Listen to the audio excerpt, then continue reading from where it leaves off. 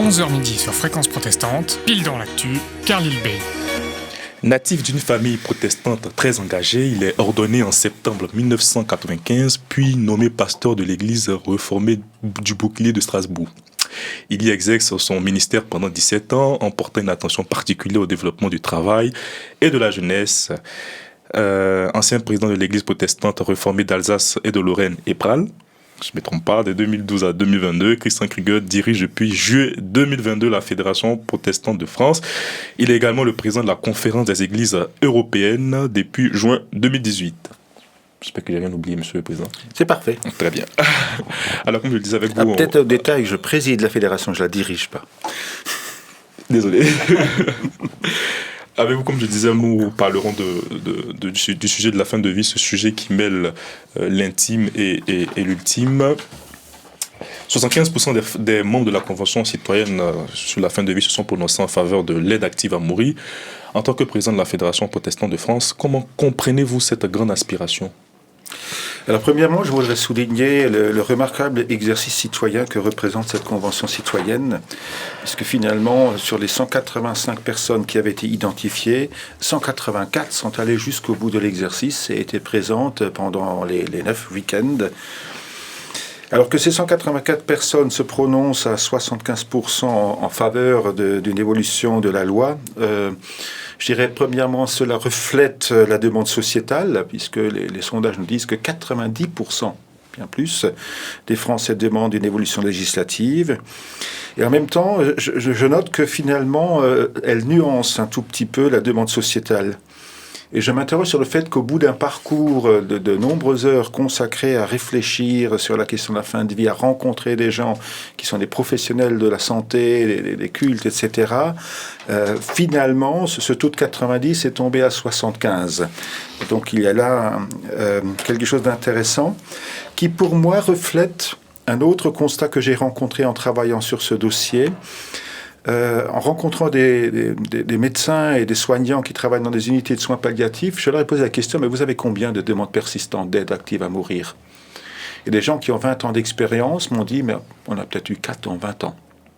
Donc il y a un énorme écart entre les 90% de demandes initiales et finalement la réalité vécue dans ces unités qui sont peut-être très particulières. Et donc, je crois qu'il y a un chemin qui se fait quand on travaille cette question pour tout le monde, que reflète aussi le travail de la Convention citoyenne. Le chef de l'État appelle à bâtir un modèle de fin de vie à la française. Pensez-vous que c'est le moment où... Alors, le chef de l'État a annoncé cette volonté il y a bien longtemps, c'est clair depuis des mois. Et quand la question s'est posée à la Convention citoyenne de travailler ce sujet, j'ai moi-même demandé en fait à notre commission éthique de la Fédération protestante de France de travailler sur cette question posée à la Convention citoyenne. Et j'ai eu très récemment l'occasion de remettre à la ministre déléguée auprès des ministres de la Santé, qui a en charge ce dossier, le fruit de ce travail qui a été publié dans un rapport qui porte ce nom, Pour davantage d'humanité en fin de vie, interpellation protestante. Et donc, pour répondre à votre question, dans ce rapport, notre commission fédérative estime inopportune, aujourd'hui, une loi, alors que, voilà l'argumentaire principal, alors que les soins palliatifs sont insuffisamment développés en France, et alors que la loi de sédation profonde et continue, qu'on dit loi Claes-Leonetti, est insuffisamment connue et appliquée. Et nous estimons en fait que créer une nouvelle loi, alors que la précédente est insuffisamment connue et appliquée, ne fait pas sens, notamment, et c'est ça l'enjeu, notamment quand il s'agit de réaliser une rupture civilisationnelle, c'est-à-dire passer de l'accompagnement du mourant vers une politique du don de la mort. Alors parlons de ce rapport avec notre directrice antenne. Oui, bonjour Monsieur le Président. Moi, je pense que finalement, dire que la loi Claes-Leonetti n'est pas suffisamment appliquée et orienter le débat sur la fin de l'accompagnement, la fin de vie, eh bien, c'est se détourner du débat de fond. Parce que même s'il n'y a que 4 personnes sur un ensemble qui finalement demandent une aide active à mourir, le débat actuel, c'est l'aide active à mourir.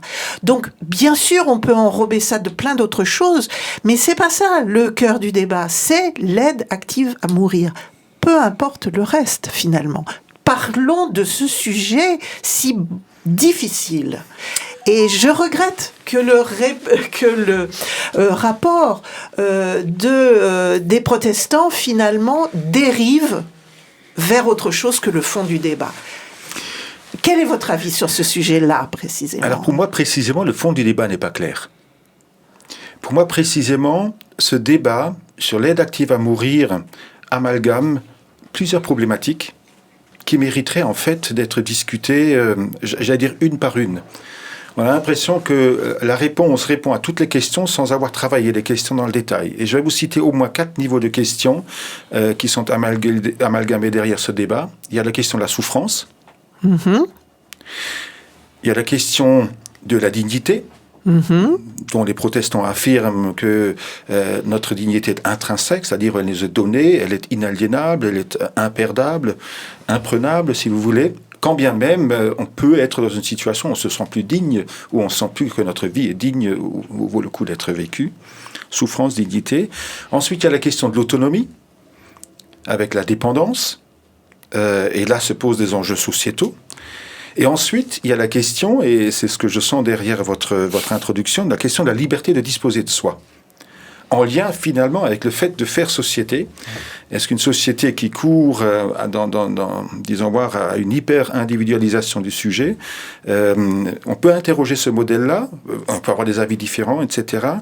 Donc notre rapport finalement, en posant la question et en plaidant pour les soins palliatifs, il dit, si la question, c'est la question du rapport à la mort, qu'est-ce qui conditionne aujourd'hui notre rapport à la mort ? Notre rapport à la mort est actuellement, présentement, conditionné par 2 choses. Premièrement, la pandémie. Nous avons été traumatisés par des personnes qui sont mortes seules, en EHPAD, en hôpital. Et on a été traumatisés par un certain nombre d'images qui associent mort à souffrance. Or, en plaidant pour les soins palliatifs, nous cherchons effectivement, avec d'autres, même avec le Conseil consultatif national d'éthique et la Convention citoyenne, qui fait le même plaidoyer, à dire on a vocation peut-être à trouver notre rythme de croisière avec la mort et nos justes représentations avant de faire cette rupture civilisationnelle dont j'ai parlé tout à l'heure. Et pourtant, dans ce rapport, la société est un petit peu malmenée. Elle est un petit peu jugée et peut-être même un petit peu déconsidérée. Alors, comment peut-on arriver à faire le lien entre une société que il m'a semblé, les rapporteurs considèrent de loin, et puis ce fond du débat, qui est à nouveau l'aide active à mourir, et qui reste le suicide assisté, en fait, pour dire les choses plus justement.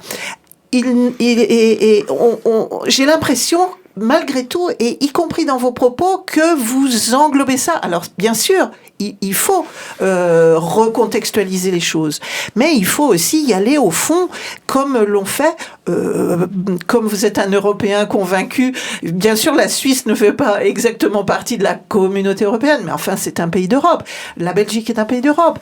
Donc, voilà, ça me gêne beaucoup, malgré tout, qu'il y ait cette société dont vous parlez qui fasse aussi un peu l'objet d'une critique qui va biaiser les propos, peut-être. Alors, il n'y a absolument aucune critique de la société. Un des enjeux, notamment du protestantisme sur ce sujet, c'est son positionnement. Nous n'avons pas vocation à décréter une morale avec un pour ou un contre. Avec une posture qui serait figée dans un sens ou dans l'autre, quand bien même, pour l'instant, nous avons des affirmations dans ce rapport. Nous avons vocation à éclairer les enjeux sociétaux, les enjeux anthropologiques fondamentaux liés à ce sujet. Et nous ne critiquons pas la société, nous faisons simplement un certain nombre de constats. Un des constats, c'est d'écrire le vieillissement de la population française.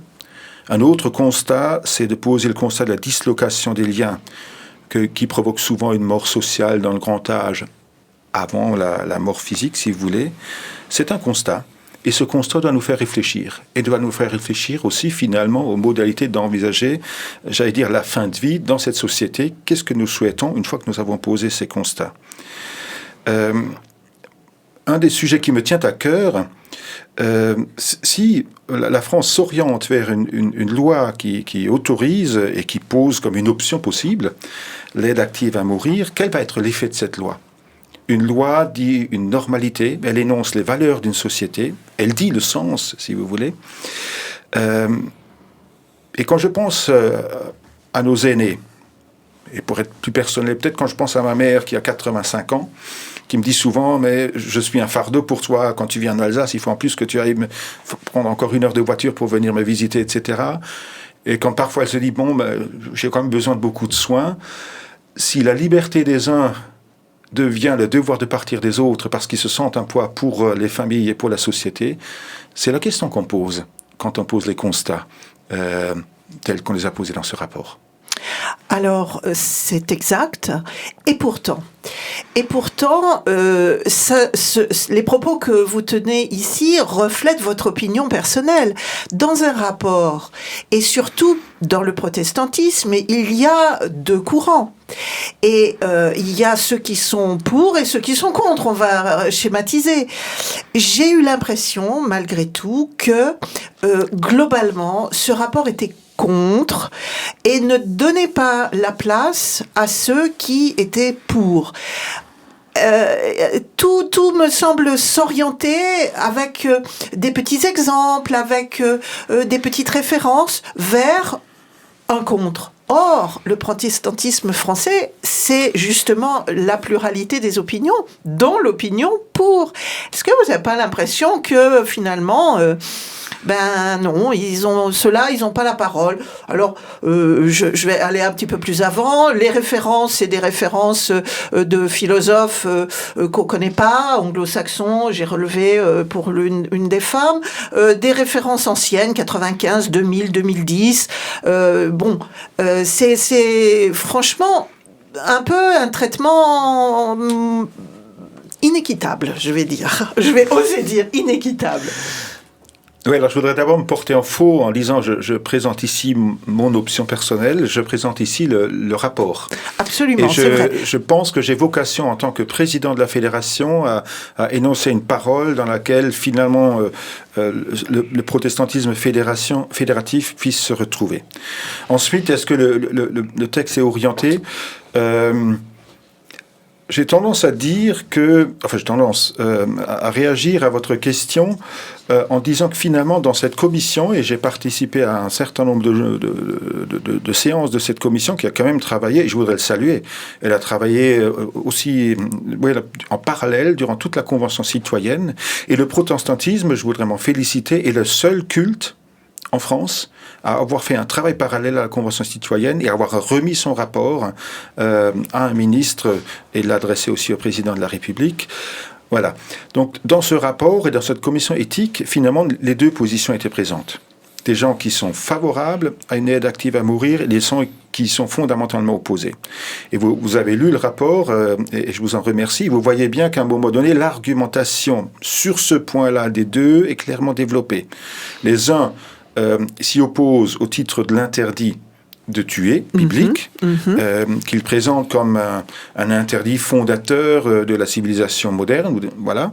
Et les autres, ils sont favorables parce qu'ils estiment que la liberté chrétienne devant Dieu est fondamentale dans la théologie et la spiritualité protestante. Tout à fait. Donc oui. Ces 2 positions sont clairement énoncées. Ce qui est remarquable dans ce rapport, c'est que finalement, ces gens opposés ont réussi à produire un rapport consensuel sur pratiquement 80% des sujets qui sont abordés. Ils diffèrent sur ce sujet-là et pourtant, ensemble, ils concluent à l'inopportunité aujourd'hui de changer la loi au motif, donc, pour les 2 raisons que j'ai dit. Et derrière cette inopportunité se rangent à la fois des pour l'aide active à mourir et des contre l'aide active à mourir. Donc vous n'avez pas l'impression que ce rapport a un petit peu manqué le coche et ne reflète pas exactement la multiplicité des opinions à l'intérieur du protestantisme. Je sais que le sujet est difficile, c'est ce qui nous différencie par rapport aux catholiques. Nous avons, et c'est pour ça que vous êtes le président d'une fédération, c'est que que il y a autant de protestants. Enfin, il y a une blague qui circule. Il y a 2 protestants autour d'une table, et il y a 3 opinions qui s'expriment. Donc bon, mais malgré tout, vous n'avez pas l'impression qu'on manque un peu le coche d'une partie de ces protestants qui seraient opposés? Qui serait pour l'euthanasie, l'aide active à mourir, pardon. Je pense que ce rapport, qui comporte aussi un autre plaidoyer, je voudrais peut-être le rajouter, puisqu'on a parlé de notre représentation du mourir en France, qui comporte un plaidoyer très très fort pour que la France envisage, ce qui a été annoncé depuis plusieurs années déjà, mais qui n'a jamais vu le jour, une loi programmatique pluriannuelle d'accompagnement du grand âge et de la fin de vie. Parce qu'il ne s'agit pas de s'occuper de la fin de vie dans les ultimes jours. Une réponse à l'analyse qu'on fait, ou au constat qu'on a posé sur l'isolement, la dislocation du lien social, se situe justement dans cette loi, afin de continuer à construire un sens à l'existence pour ceux qui n'en trouveraient plus. Donc ça, c'est le premier élément de notre plaidoyer. Ce que je voulais dire, le jour où les lois, le cadre légal présent sera suffisamment connu et appliqué, je pense que notre commission aura beaucoup plus de peine à trouver un chemin consensuel. Donc pour vous dire qu'il y a là derrière un réel travail de gens qui ont dit, là, aujourd'hui, dans la situation présente, nous pouvons dire ça ensemble. Arrivera peut-être le jour, et je le souhaite finalement, parce que ça voudrait dire que les 22 départements qui actuellement n'ont pas d'accès aux soins palliatifs, ça veut dire que les 140 000 personnes qui décèdent annuellement sans accéder aux soins palliatifs auront eu la chance d'accéder à cette qualité d'accueil, de prise en charge de leur fin de vie. Mais le jour où effectivement cela est une donnée en France, notre commission aura peut-être un débat qui sera plus houleux et qui aboutirait à 2 positions plus clairement énoncées, au lieu d'avoir pour l'instant une position commune sur l'inopportunité. C'est vrai, et pourtant, les soins palliatifs ont aussi leur envers du décor, parce que la sédation profonde, ça revient quand même à faire mourir les gens de faim et de soif, ce qui est, sur le plan éthique, quand même, qui peut être mis en question. Alors vous faites référence au fait que à partir du moment où on plonge les personnes dans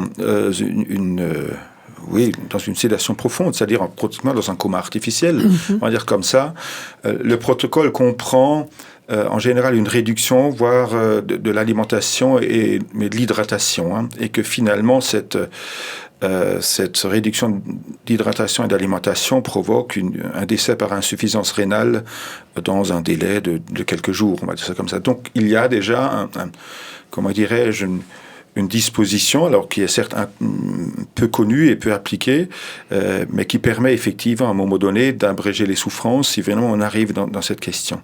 Ce qu'il y a derrière, et peut-être vous parler un peu de la position et peut-être des spécificités du protestantisme, ce qu'il y a derrière finalement, moi j'ai constaté dans plusieurs lieux de débat, et notamment lors du dîner avec le président de la République, que finalement le judaïsme, le catholicisme et le protestantisme s'étaient mis dans la position de contribuer au débat de la société, sans énoncer de pour ou de contre. Quand bien même, notamment pour le judaïsme ou le catholicisme, leur position est clairement opposée, on va dire les choses comme ça. Mais le grand rabbin a fait valoir que c'est une question qui mérite un examen de conscience. N'en faisons pas un protocole, une option de sortie pour un médecin qui a plusieurs options devant une situation donnée. Ou le président de la conférence des évêques a fait valoir que finalement les métiers du soin ont vocation à soigner. Si une aide active à mourir devrait être envisagée en France, il faudrait éviter de la domicilier dans le monde du soin. Donc ils se sont mis dans cette posture. D'autres ont peut-être plus fait valoir que tuer, c'est un péché. Ça ferme le débat. Je note que le catholicisme et le judaïsme n'est pas entré dans cette posture.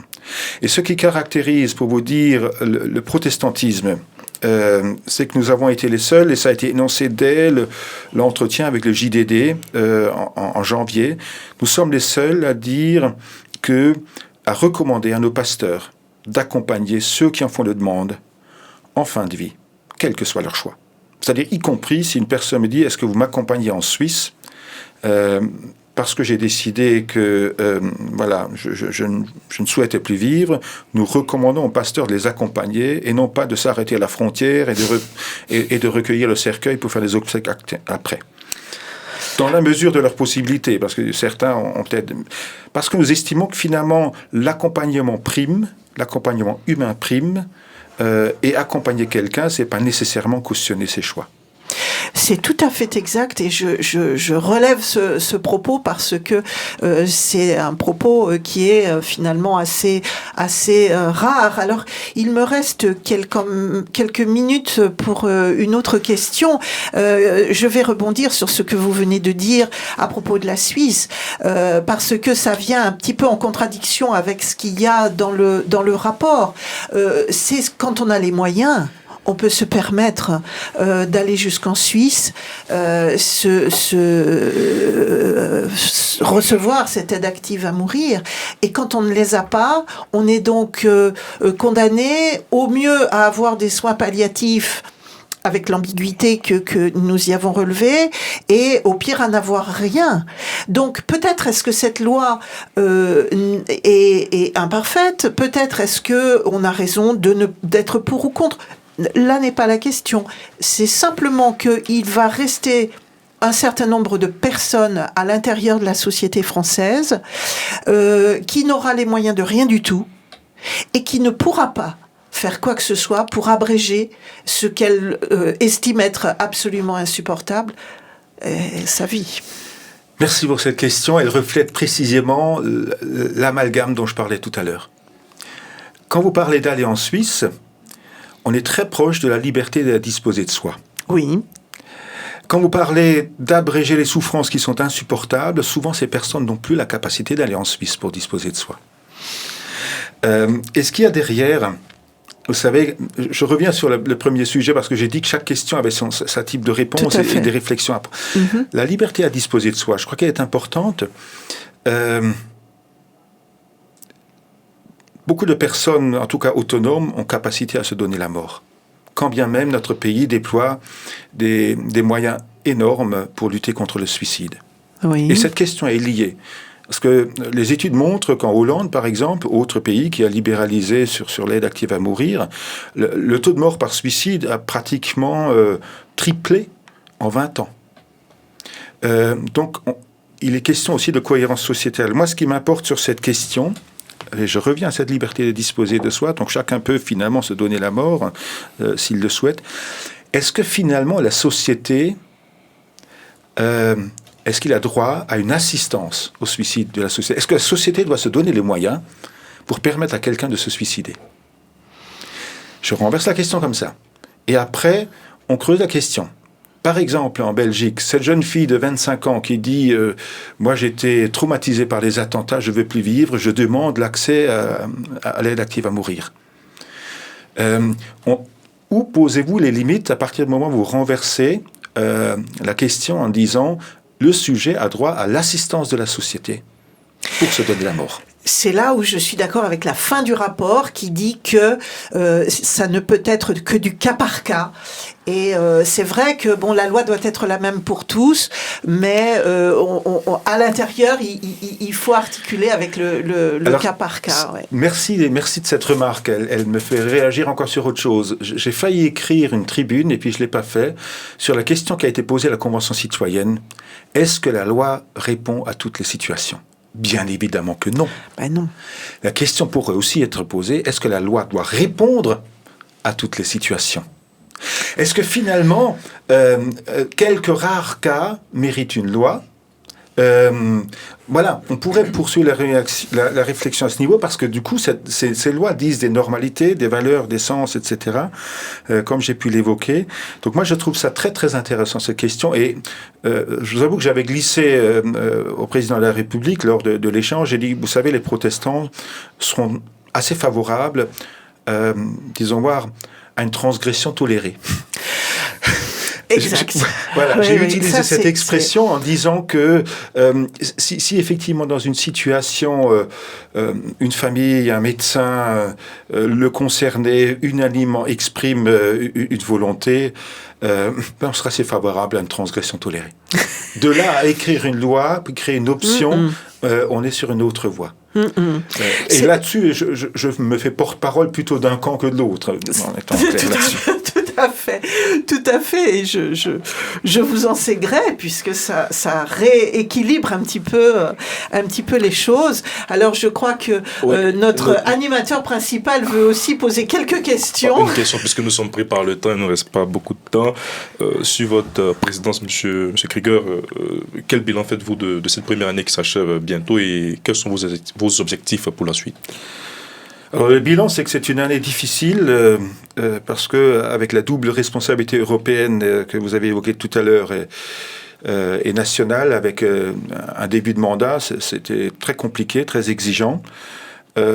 C'est aussi une année assez exaltante. Moi, je découvre un protestantisme français parce que j'ai vécu loin de Paris qui me passionne, qui me fascine, qui me pose d'importants défis.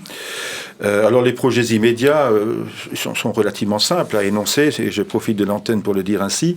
Le conseil de la fédération a été renouvelé fin janvier, donc dans l'immédiat nous travaillons à des orientations stratégiques qui vont guider notre action pour les 4 années à venir pour cette équipe. Ils vont sûrement s'écrire autour de 4 verbes, peut-être on en rajoutera encore un. Bien sûr, représenter le protestantisme auprès des pouvoirs publics, etc. Et là, il y a une question de structuration de cette représentation, puisque vous n'êtes pas sans savoir qu'il y a une pluralité de voix dans le protestantisme. Oui, on peut le dire. Ensuite, réunir et rassembler cette famille, et c'est pas simple, surtout sur un sujet comme nous venons de l'aborder. Porter la parole de cette famille dans le débat public, et je crois que nous l'avons fait de manière remarquable, parce que finalement les autres cultes ont retweeté notre rapport et s'en font l'écho. Et puis investir les lieux de dialogue, que sont à la fois l'espace œcuménique, le Conseil des Églises chrétiennes, ou l'espace interreligieux avec la conférence des responsables des cultes en France, au nom du protestantisme. Donc autour de ces 4 verbes, il y a des objectifs à déployer pour affirmer une présence audible, visible, reconnue du protestantisme dans notre pays. Est-ce que je peux me permettre une dernière remarque? Quelle place vous donnez à la laïcité? Nous sommes profondément attachés à la laïcité. C'est bien pour cette raison, par exemple, sur la loi ou sur le potentiel projet de loi, nous ne sommes pas dans une logique de contestation, nous sommes dans une logique de participation au débat, comme toutes les autres composantes de la société civile. Il n'y a aucune raison de se cacher en tant que protestant, mais nous n'avons pas vocation à écrire la loi de la République. C'est pas notre objet. Donc nous sommes profondément respectueux d'une laïcité. Alors je résiste à ajouter un qualificatif parce qu'elle se suffit à elle-même, cette laïcité, mais c'est profondément dans notre ADN d'être des protestants laïcs en France. Tout à fait. Merci beaucoup, Monsieur le Président. Pile dans l'actu, pile dans le temps. Merci, Monsieur le Président. Merci d'avoir cette notre invitation sur Fréquence Protestante. Et à bientôt, j'espère. À bientôt.